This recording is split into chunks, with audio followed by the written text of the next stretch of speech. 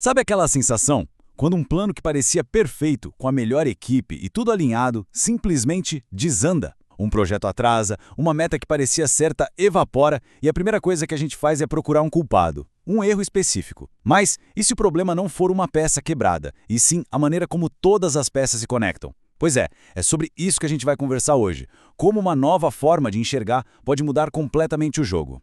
Essa é a grande questão, né? A gente se dedica, planeja cada detalhe, mas aí um imprevisto, algo que parece pequeno acontece e de repente vira um efeito cascata que ninguém consegue controlar. E a nossa reação, quase que por instinto, é apontar o dedo para o evento mais óbvio, para aquilo que aconteceu por último. Só que essa é a maior armadilha. É ela que impede a gente de ver a verdadeira raiz do problema. E a metáfora perfeita para isso é a do iceberg. O que a gente vê na superfície, o caminhão que atrasou, o erro no software, a reclamação do cliente, é só a pontinha visível do gelo. E a nossa tendência é focar toda a nossa energia ali. Só que a verdadeira estrutura, a massa de gelo gigantesca que realmente está causando o problema, essa está submersa, completamente invisível para o nosso olhar apressado do dia a dia.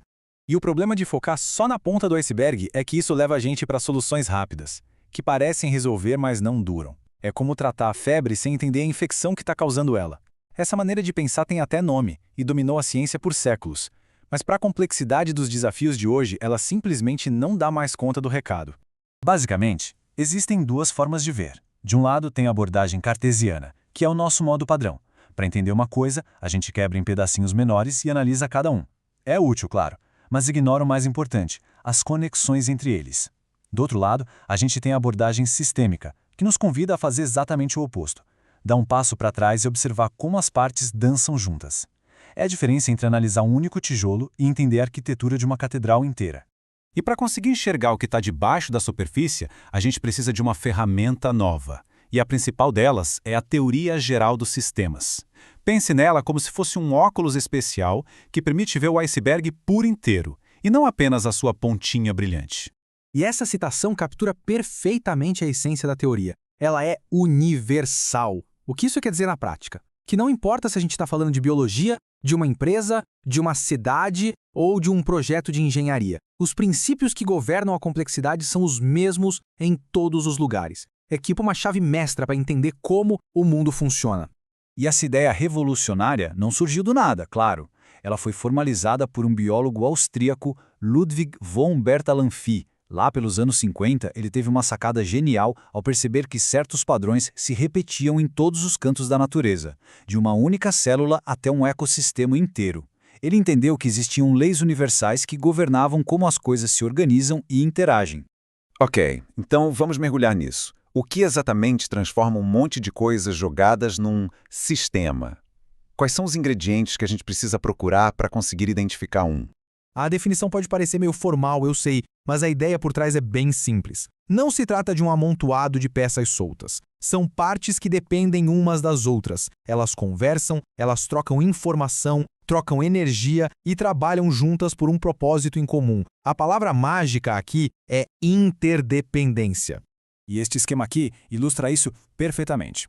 Um sistema não são as pessoas, a tecnologia ou os processos isoladamente.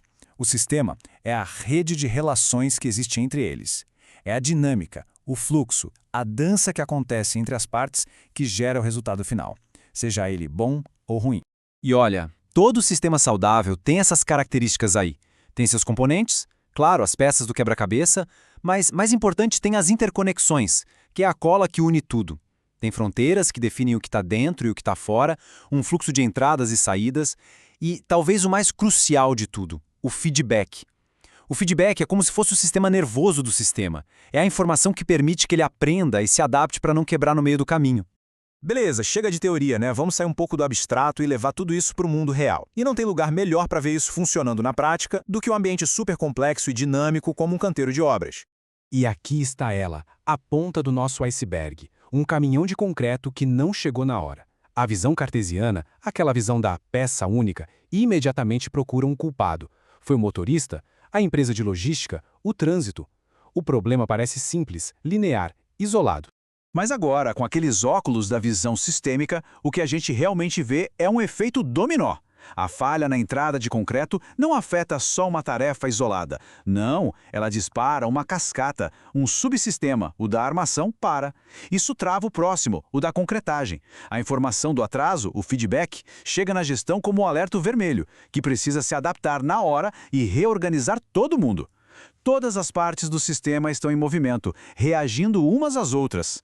Então, o ponto crucial é este. O problema nunca foi só o caminhão.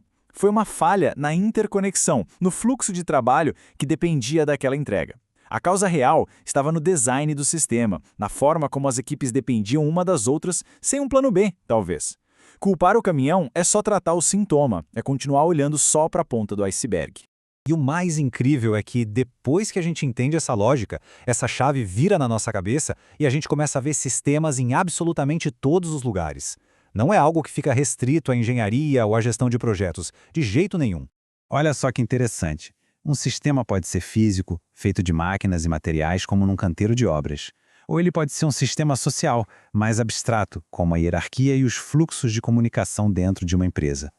Os componentes são diferentes, aqui é concreto, ali são e-mails, mas os princípios de interdependência de fluxo de feedback são exatamente os mesmos.